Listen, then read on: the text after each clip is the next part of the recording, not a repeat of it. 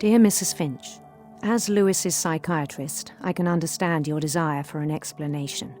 As I see it, the trouble began in January, shortly after we convinced your son to seek treatment for substance abuse. Newly sober, I believe Lewis first noticed the monotony of his daily life.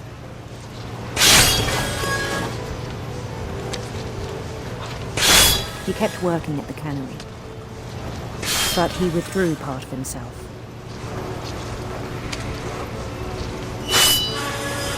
In our sessions, I saw the same behavior. His mind began to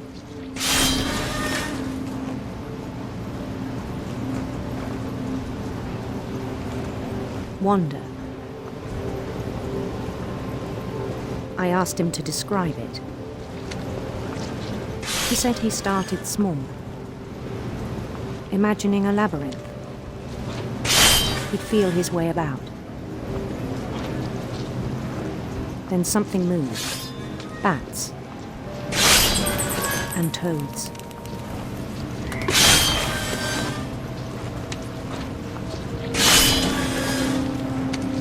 And things that had not names. He knew it was all in his head. But he took it very seriously. I had hoped he'd find himself.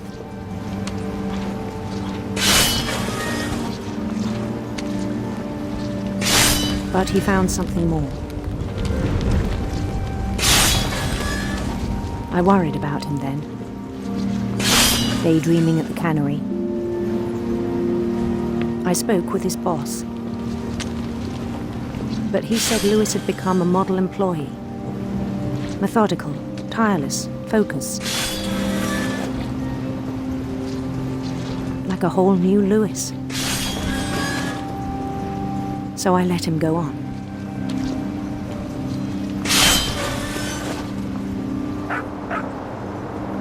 I even encouraged him. It seemed very promising at first. He told me he'd made a new friend.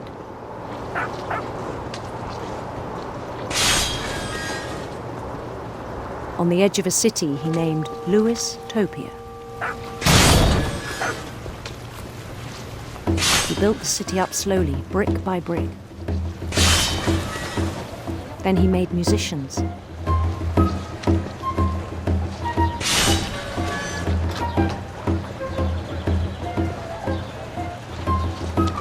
And songs for them to play. He talked about starting a band. And he was always humming something. Every day his imagination grew stronger.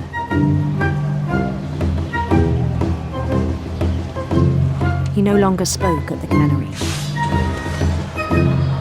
But his chopping was as reliable as ever. Then one day it struck him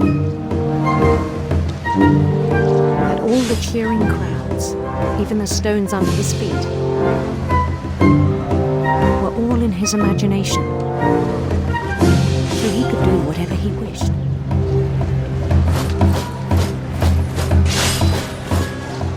He held an election for mayor.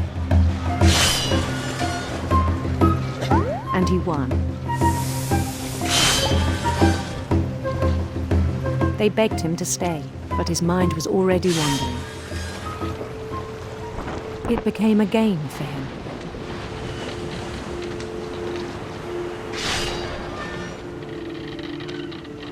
He'd conquer a city, then immediately push on. New Louisville. St. Louis. He started drifting away from our reality.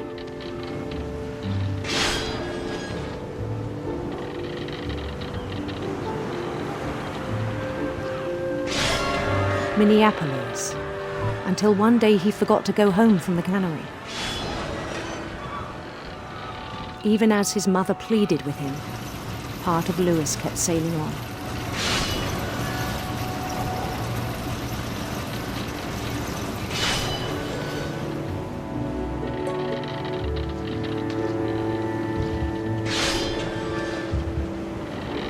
In Louisburg, he heard rumours of a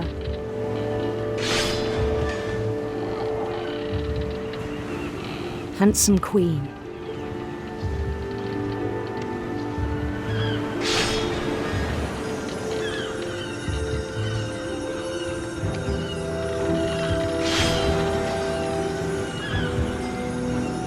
The queen was on her own quest for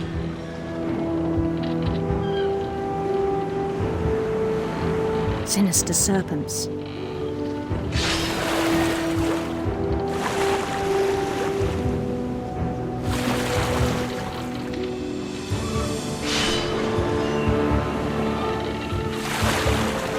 He followed the sound of her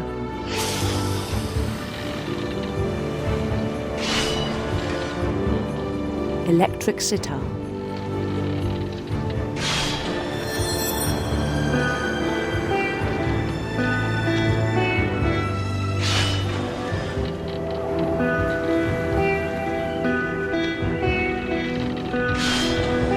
His chase led him to a golden palace east of the sun and west of the moon.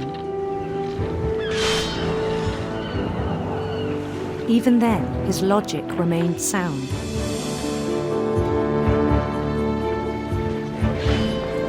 He knew the world was all in his imagination.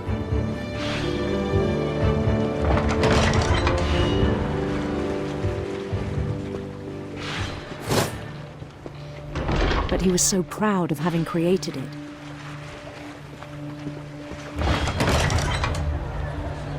In his own eyes, he'd become something greater than a king.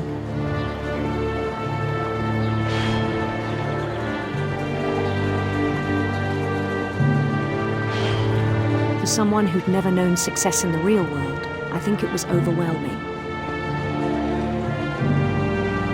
And then it struck him that the real Lewis was not the one chopping salmon, but the one climbing the steps of a golden palace.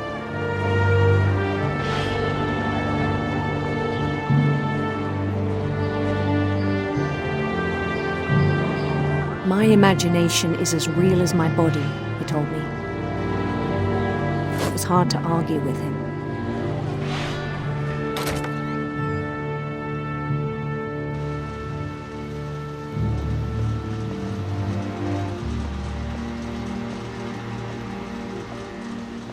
He began to forget the world we know.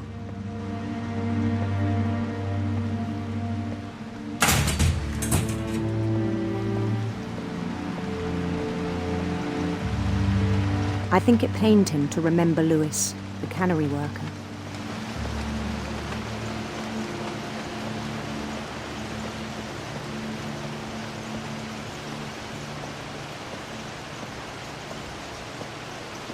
He began to despise the man with a royal contempt.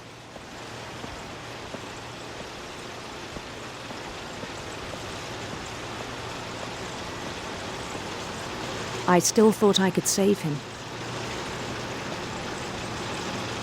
Even after he said he was being crowned king over all the lands of wonder. The palace would be packed with his companions.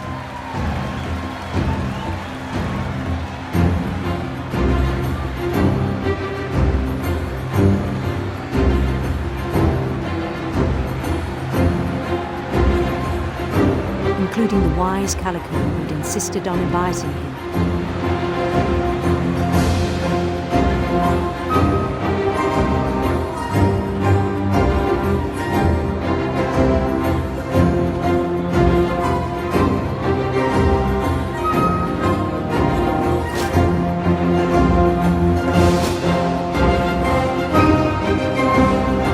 His queen waited, holding his crown.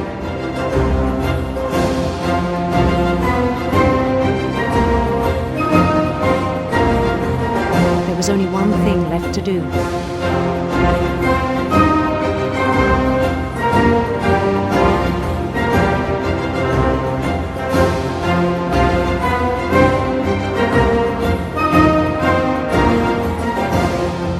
Bend down his head.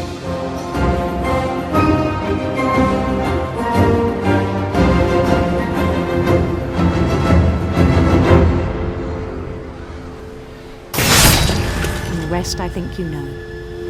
Mrs. Finch, your son was a kind man who will be missed by all of us who knew him.